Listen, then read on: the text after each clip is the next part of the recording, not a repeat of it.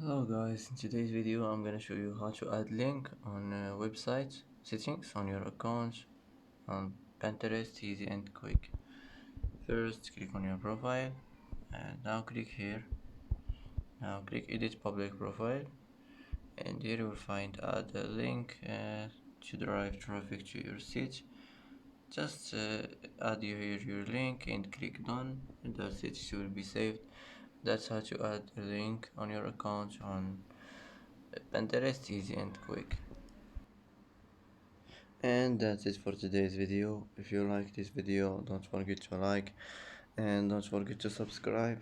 I hope this video is helpful for you, and thanks for watching till the end, and see you in the next video.